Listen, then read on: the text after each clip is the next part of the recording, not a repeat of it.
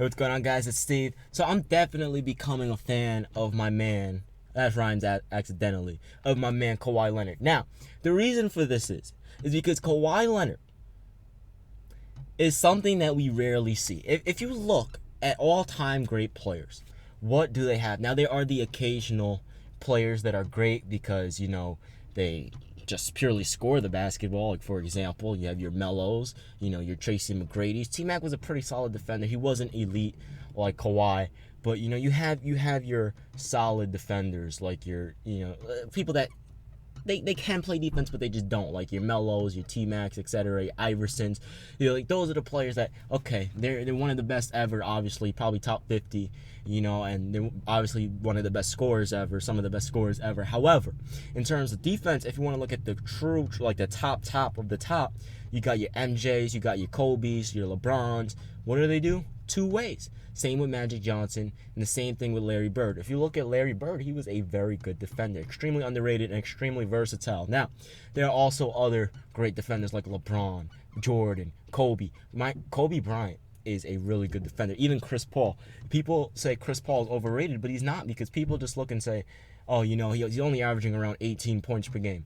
Okay, 18 points per game and 10 assists for his career. Okay, that's not, that's pretty good for a point guard. If you look at that, John Stockton, what did he average? Like 13 points per game and 12 assists? If you look at Steve Nash, around the same. But Chris Paul has more points per game and having the same assist.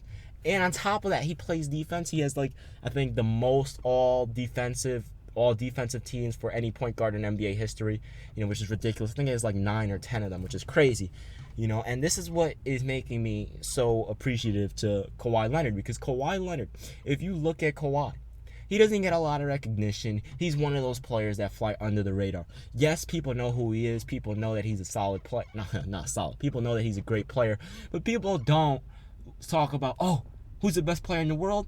It's LeBron, KD, and Kawhi. Or who's the best? It's LeBron, KD. What people do say, it's LeBron, KD, and Russ. LeBron, KD, and Curry. LeBron, KD, and James Harden. But people usually don't mention Kawhi Leonard. And I was one of those people until I started to watch him more this season on League Pass.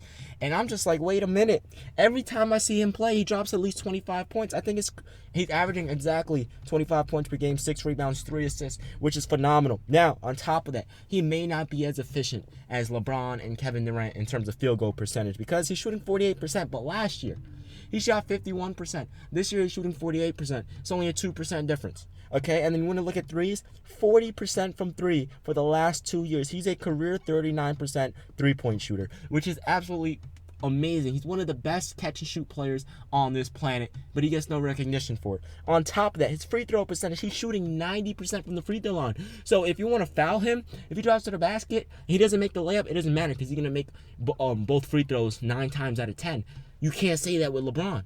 You can't even say that with KD. KD obviously is closest, 86%. But Kawhi is up there with your Stephen Curry's, your Chris Paul's, in terms of your Steve Nash's, in terms of free throw percentage, which is ridiculous. He's a small forward, So in terms of just efficiency, he's elite. He's elite in terms of efficiency, but there's nothing you can do to get him off the floor. You can't foul him. You can't force him out of the perimeter, because if you stop him from shooting, he'll drive right by you, grip the ball. You're not going to be able to take it from him and dunk on you. He's developed that low post game. He is very exciting to watch, and I am becoming a very, very, very big fan of Kawhi Leonard. People think I'm exaggerating, but I'm not. I'm actually becoming a fan of Kawhi Leonard. I'm actually thinking about buying a Kawhi Leonard shirt. Maybe a jersey as well, but I like the graphic tees. I have a whole bunch of Melo and Kristaps Porzingis graphic tees and a whole bunch of other player graphic tees. So I'm thinking about getting one, because Kawhi is really impressing me. He's an elite player. There's nothing you can say about him at this point. His team is succeeding. They're second in the Western Conference. They have the third best record in the NBA. Kawhi Leonard, again, is averaging 25, 6, and 3 on 48% shooting from the field, 40% from 3, and 90% from the free throw line. He's averaging 2 steals per game, 1 block per game. He only has 2 turnovers per game. He doesn't even turn the ball over a lot like James Harden or Russell Westbrook. And even LeBron this year is turning the ball over a lot. I think LeBron's averaging 4 turnovers this year. Obviously, he's handling the ball more than ever, but still. Kawhi Leonard's only averaging 2 turnovers per game, and with all the defense he plays, and this is the most phenomenal thing about Kawhi Leonard, with all of the defense that he plays, This man only averages 1 foul per game. That is absolutely incredible. 1 foul per game, and he's winning Defensive Player of the Year awards. It's crazy. He's playing aggressive physical defense, but he's not getting fouled. He's not fouling. So that takes some extreme skill on his part, and it's amazing. And if you want to compare him to, Russell Westbrook has a 41% usage percentage. Kawhi has a 31% usage percentage. Okay? Kawhi has 9 win shares so far this season. Last year, he had 14, and the season's not even over yet. He's probably going to have double. He's probably going to have around 18. Double the 9, not the 14, obviously.